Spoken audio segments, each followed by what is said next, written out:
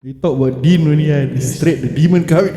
Choke lah. You lose your mind. And it was so difficult to get these details. Of course, you would get upset. That same morning, early morning, he called me and said that my mom actually passed away. When he said that, I was like heartbroken. What should be a happy occasion ended up being quite a sad day. That level of respect I had was like, okay, Go down a bit. Should I tell my buyers? Is it right? Or maybe I cannot be judgmental. You know, I'm not going to tell you anything about that. They might have loan sharks. They might borrow from loan sharks, or maybe licensed or unlicensed. We don't know. I don't want them to come after me. But do sellers in general always tell the truth? What is the problem with this house? I am Daddy Vibes. I am Baby Q. And we are Cookie Marks. Second lah. Oh, you go to future already, huh? Then he, abang. Then I said, bro. I said, that's right, bro. Welcome back to the third part of the podcast. You're still tuning in to Cookie Marks. Cookie and Marks. Still here with us, we have our brother Dean. Sorry guys. We talk about Dean only straight the demon coming. Choke lah. Probably God reminding you of your Dean. That's Don't why. say by your mouth. Save your heart. Don't everything go in the mouth. Wrong. Stop it. Okay. So yeah, Go we want to go home. just a recap lah of what happened during the last episode. We're talking about numerology, Feng Shui masters. I had so when just now when the earlier episode Dean was telling us about Feng Shui masters, then I inside my heart I'm thinking like, hey, is it like towards a specific kind of race? Then after that he was telling me like even the Indian, from India and stuff like that. Then it's like, okay, this is something new to me because Feng Shui is very close to us lah, somewhat lah, even though we don't practice it. Yep. Yeah, because the Chinese is the majority in Singapore. Correct. And you will see it every day. Yalah. You will hear like your friends coming into their house, they do pineapple rolling and stuff. Yeah, so it's the norm. But based on Indian numerology and stuff, so that one was quite an eye opener lah. Yeah. Yeah. I mean, So- to see that all five houses that he kind of predicted, that was actually very solid. Yes, yes. Story. Until now, I share this with my colleagues and also a few of my clients. Even my clients are like, "Hey, can I have his number?" Yeah. So I did tell my client, "Hey, look, there are a few people who are actually asking for a number." I say, "No, bro, I'm not. Of course, like I was curious lah. How do you know all this kind of a thing? He say he's really not an astrologer or some Feng Shui Vaastu master or something like that, but he learned on his own accord.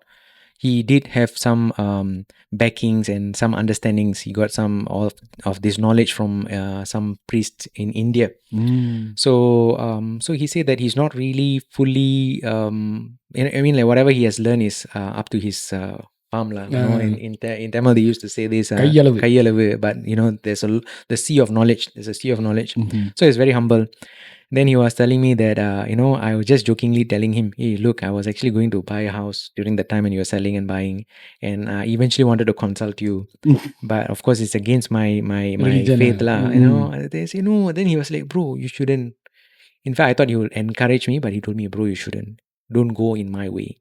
Because if you go in my way, you will, everything, nitty-gritty things also, you'll be looking at numbers and things like that. You lose your mind. Yeah. And in a way, he was very honest about it. So, of course, after that, I didn't think about it. I didn't even bother to check for my own unit numbers and things like that. I just went on with life. We don't want to deviate our Faith, iman, our yeah. faith, to different things. But whatever comes, let it come.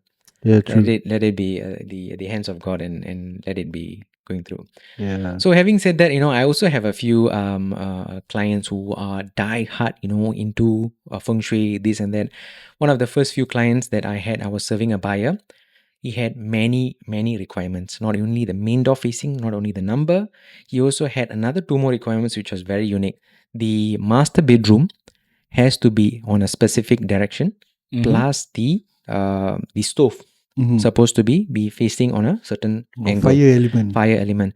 So this was also particular, and he was actually from a North Indian. He's a North Indian PR buyer, and he had this many criteria. So back then, when I was a fresh new agent, I was like, okay, this is going to be my challenge. I don't have much buyers to serve, so I was like fully focused on him. And it was so difficult to get these details. Of course, when you go and call the co-broke and ask him, can I know the main door directions? He's willing to share. The numerology is willing to share. The door facing of master room and the stove, of course, they would get upset. So eventually, on my own accord, and on his own accord, he went to view a few houses. Total, he viewed about 65 or 66 houses. Serious. Yes. Wow. So eventually, the lease he eventually concluded for a least expected house. I didn't expect that he would buy that particular house in Woodlands, but eventually he bought. Of course, his mother also came from India just to help him buy this particular house. She was also going through the Feng Shui. It was quite tedious, but it was quite enjoyable because eventually, going through ups and downs, going for viewing, this and that, see the direction, this and that. It wasn't feeling tired because even though I myself, I might have showed about 30 over houses, he has seen another 30 houses. But we eventually concluded. I was very happy. And it was smooth sailing. Option was there. Then that time we had first appointment, second appointment. First appointment was done and was so happy and things like that. So while waiting for the second appointment was somewhere in mid of February or something like that. I can't really remember the date. That same morning, early morning, he called me and said that my mom actually passed away. Yeah, he told me that. I was like quite shocked, and he was asking whether can I don't go for the completion. When he said that, I was like heartbroken. Oh my goodness, your mom came all the way from India to actually assist you in buying the house, looking at all the feng shui, all and everything. Eventually, it was supposed to be, first appointment went and was very happy. Second appointment was like totally a devastating day. He was totally devastated. He don't know what to do, whether should attend the completion. I say, you have to, no choice.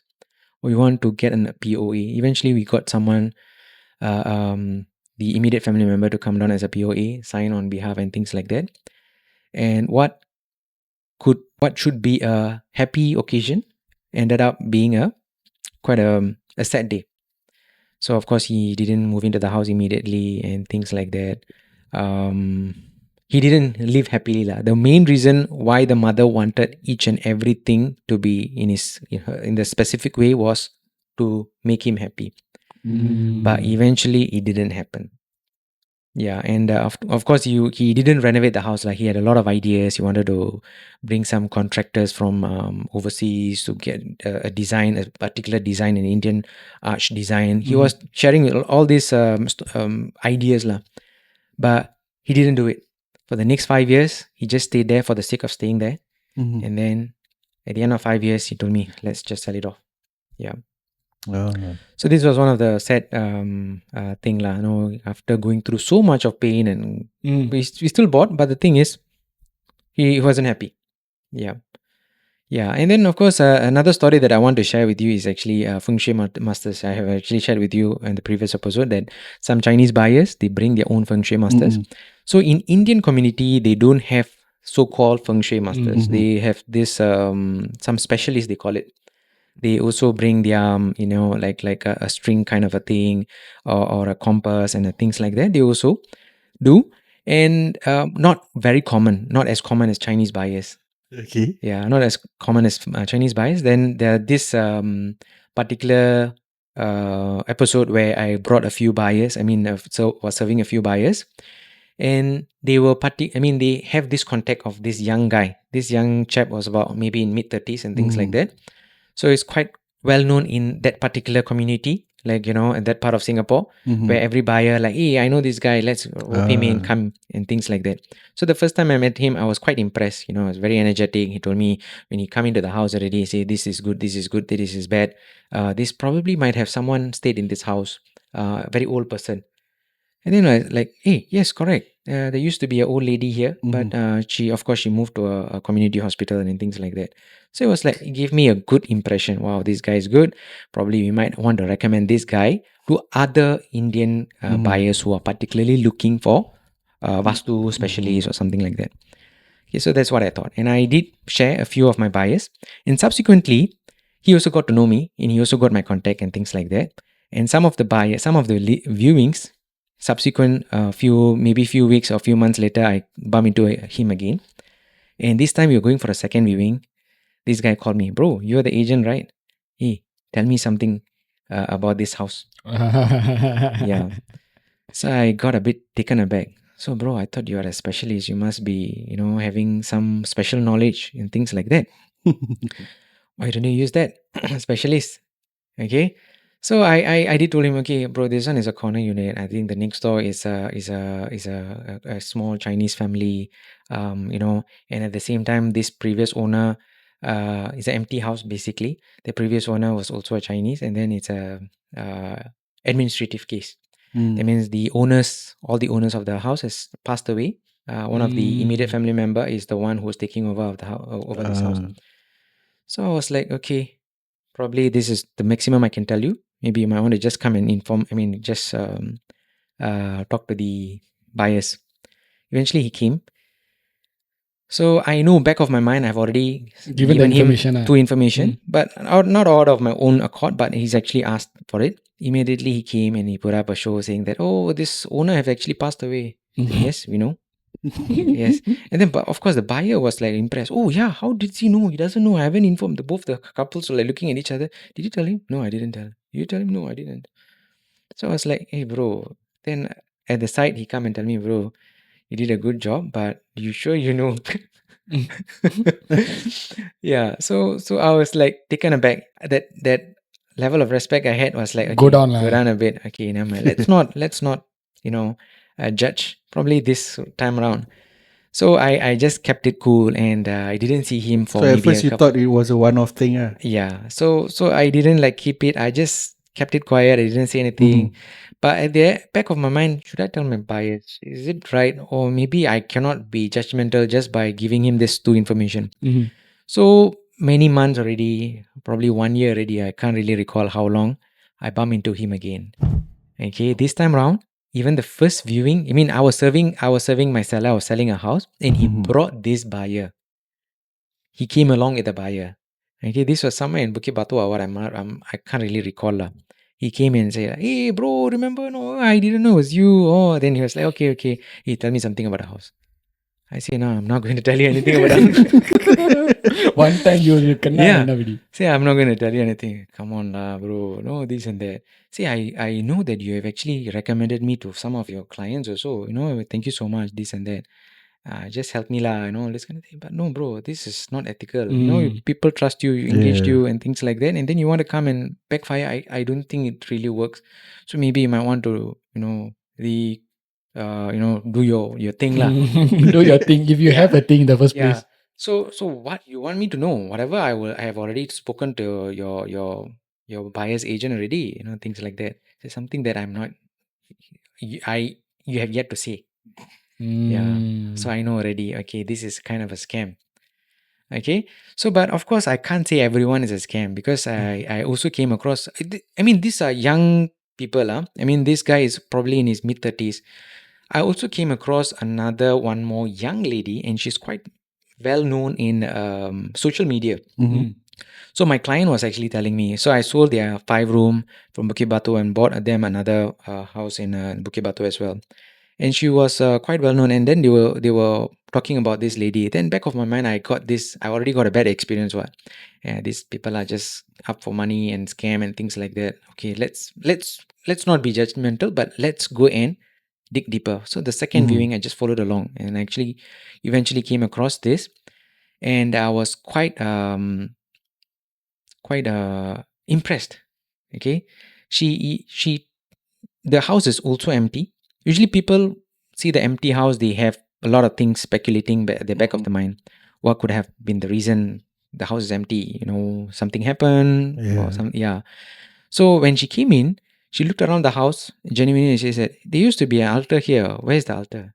The Chinese owners who were there, it was like, yes, there is an altar here. So this particular god? I say, yes. Next level. Yeah. And this was like, wow, very impressive. Then I was telling my buyers, hey, you guys are really got the right guy, the right person. The previous experience that I had was like totally different. And not only that, she was able to sense that, there's some particularly, when Energy. This this was told by a few years ago by one of my colleague lah. Chinese owners like to have something like a charm or something like that hidden in the cornices or something like that. And then these particular owners also didn't know, because he was also a second owner. There was a previous owner. She said that in this particular Roman arch, there's something in it. And I say, okay, fine. And then of course we couldn't hack in this thing. So the owners, eventually after the second ring, everything there was okay. The aura was very good. She said everything is perfect. You can buy this house and things like that. We already signed the exclusive and signed the option to purchase and done deal. So when my clients collected the keys after completion, they started renovating. They took out, and she was right. Wow. They hacked the They had a charm. I wasn't there, so I don't know whether it was really true or not. But according to my buyer, yes, there was a charm, a lucky charm or something like that, hidden behind the cornice, the Roman pillars there. So having said that, of course there are some scams. Okay, there are also some genuine ones. Okay, they have naturally the supernatural thing or whatever they are gifted. So cannot be judgmental by saying that all are scams and things like that. Yeah. I've heard of stories where, like the homeowners are requested by the geomancy services, the masters, that you need to put some item, sometimes like a coin. I have a friend that his house, he need to put a coin somewhere in the, what do you call it? In the store area. Yeah. Our friend. Our friend. Yeah, his BTO, he need to put that. Yeah. So we have a few concerns, especially when you're serving buyers who are buying resale, right? All these could be one of the concerns also. They usually will ask, buyers will usually ask, what is the reason for selling? Okay. Main reason they are particular is, are the sellers facing financial difficulties? They are selling because of financial difficulties. Will I also get the same aura? One thing. Second thing would be probably they have loan shark. They might have loan sharks. What? They might borrow from loan sharks, or maybe licensed or unlicensed. We don't know. I don't want them to come after me after I move into the house. That's one of the concerns. Second, or subsequent things is like, will I get this aura? Were they separated? Were they going through divorce? Were they financially struggling? When I buy over, will I have the same kind of environment? But do sellers in general always tell the truth? In general? No. Generally, of course, they won't even say. It's very hard. Of course, we can't go and ask the sellers. Yeah. We would definitely ask after selling, what is the reason for selling? After selling, what do you want to buy? For some sellers, they will be, I'm just selling to move into my parents' place, and things like that. Sometimes they are quite closed. They are not open to sharing their financial issues, relationship issues. The one particular time, both the husband and wife, this is before the HFE era, where we don't have any online submissions. All are manual checklists. So we just ask them, are they married? Are they still married? Or are they going through divorce or something like that? So back then when I was doing selling, husband and wife were actually divorced, but they didn't even tell me. Yeah. So we only do the registration submission on after the collecting of option fee and exercise fee. So it happens. Is this something that as property agents you need to know whether the owner selling the house, they are married or divorced, or is this something that property agents need to know? Yes, we need to know their marital status. That is very important. Okay. Because why? Because when you are fulfilling the 5 years MOP, both husband and wife must be married. You occupy the house as a couple, as not an individual, but as a couple. When you buy the house as a couple, you have to fulfill the MOP throughout the 5 years as a couple. If they are divorced, what happens is you are not fulfilling the MOP. Some sellers would be having this in thinking that I'm divorced at the age, 2 years or 3 years during the MOP. But I still continue to stay in the house. What? We only sell after the 5 years. No, HDB won't take it as that. HDB will take it as you didn't complete the MOP because you are not as staying in the house as a husband or wife. Okay. Yeah. Could be like divorce already. One of them might be staying outside. Or both of you will be not staying in the house. Probably you don't want the matrimonial house. You don't want to associate anything with the house, your marriage. So you just don't stay. So they are very particular about this. So you have to be married when you upon MOP and you sell. Okay. If let's say you fulfill MOP and then you're divorced and then you're selling, it's fine. So that means no matter regardless of whether it's MOP already or not, it is important that you are honest to the property agent stating whether you're married or going through divorce or divorce ready. Yeah. Now you don't have to be genuine to us. You don't have to, what do you call that? Be truthful to us. You have to be truthful to HDB. HDB, You have to do your intent to sell. You also have to apply for HFE. My stance is when I meet my client, when you want to sell and buy, you do your intent to sell, you also do your HFE before we start marketing your house. Okay. So when they do the intent to sell, they do the HFE, it's already automatic. Even if they're going to lie that they're still married, the Sync Pass is not going to tally. Yeah. The Sync Pass is already like updated saying that they are divorced, but they are going to say it as they are married. It's not going to tally. So we will usually, instead of like hearing from the horse's mouth, we usually see the intent to sell and HFE, and then we see their status. Okay, good to go. Yeah, ownership proof is there. The MOP's fulfillment is there. The marital status is there. So okay, understood. Okay, but let's say I'm just giving you a scenario lah. So let's say 10 years. Okay, the house, stay in the house 10 years ready. Yeah. Married ready. Okay, 10 years. Okay. Example. Now they want to divorce. Okay. Or they want to separate. So do they go through the selling of the house as a married couple, or do they go to the selling of the house as a divorced couple? Must be a divorce. If let's say you're divorced, not going through the divorce. When you're going, you have to wait until the final judgment, the court order, everything is out. You are separated, you are divorced, then you start selling. Okay, there will be a court ruling, right? Yeah, there's a court order. You have to follow the court order. Yeah. Okay. When you're divorced, you cannot just like, okay, just update the system as divorce and then you don't just completely, just anyhow just sell. You have to update the HDB. Okay. And also when you do the intent to sell, when you're doing the submission, you need to submit all your court order, your final judgment, and then you have to follow as per the court order. What is the reasoning behind this? Like, meaning to say, because no matter what, I am going to sell the house, whether I am divorced or I'm married or in the process of divorce, I'm still going to sell my house. So why does it matter to HDB whether you own as a joint tenant, as one entity, like couple? Okay, you are one family. But when you're divorced, you become two person. You become tenancy in common. So the legal ownership becomes two. So at that point of time, you cannot just sell as a owner. Okay? As a single owner. Like two owners. So you become a tenancy in common. The court order will say either 50-50 or 35-65, 70-30 or even 90-10. So this is according to the court order. But does Sharia court come into play for Muslims? Yes, Sharia court and the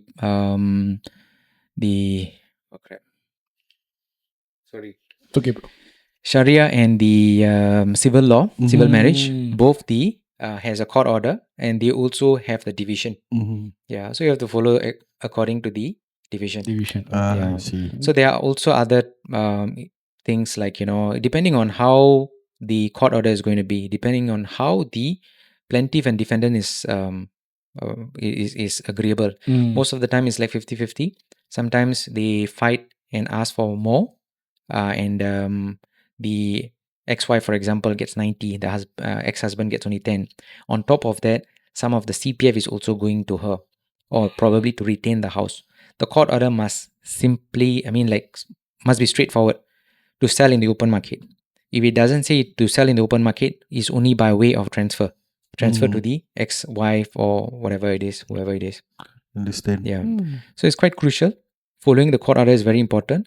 HDB will actually pick and choose whether they want to do or not. If it is straightforward, they will do. If not, you have to get a private lawyer. If it is just 50-50 and it's straightforward, it's okay. If it is going to be like very complicated, some of the CPF from the ex-husband goes to the ex-wife, and there are some mutaida, like money that they need to actually pay back. HDB will say, look, I'm not going to act for you. Get a private lawyer to act for it. It'll be a bit more costly as well. So you have to, the court order, private lawyer will be the one acting for the conveyancing. I see. Yeah. Nice. I actually have one last question for you Sure. before we end the episode. Mm. Okay, so similar situation and everything. Okay, so already divorced already, but one of the partner wants to buy the house for themselves. Yeah. How does that work?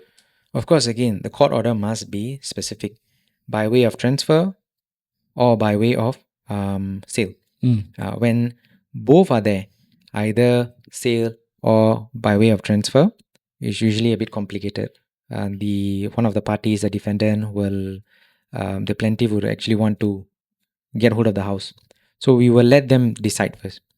Let them really finalize. We will check whether the plaintiff is able to sustain that house. If the court order says yes, by way of transfer is possible to the ex-wife, let's say the ex-wife is capable of enduring, Financing the house. financing the entire loan, outstanding loan, plus able to give back the CPF plus accrued interest back to the ex-husband, she is able to retain. If her income is strong, if the income is strong, of course she's able to sustain. She can retain the house. But most of the time, they are unable to. They are unable to pay back the CPF plus accrued interest and unable to bear the entire loan. They have no choice but to sell in the open market. I see. So it's back to square one. Yeah, that's right. Okay, I got one last question. This one is a straightforward question. We go back to the geomancy services. Were there instances, right, that when they came for like this, second viewing with the master, then because the master said no, even though they like it, Yes, then they cancel? have. Wow. Definitely have. And they actually Some sign OTP already. Accident. No. Usually they are smart. They actually, before they sign the option already, they will bring their Feng Shui master. Sometimes they even get, if let's say the Feng Shui master say no means, they will even bring another Feng Shui master for a second opinion. I have seen that before.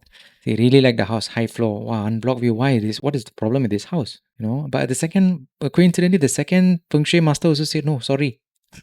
Doesn't suit you. Yeah, so quite kind of sad lah. But yes, some people they are quite serious on following their Feng Shui. Alright, it was a wonderful session, guys, for today. And thank you, Dean. Welcome. Yes, thank You're you, bro. welcome. And just imagine now, he first part he said is an introvert, but out of all our recordings, As long even not pervert. interviews, you just imagine this is the least we have ever talked. Correct or not? This is the least.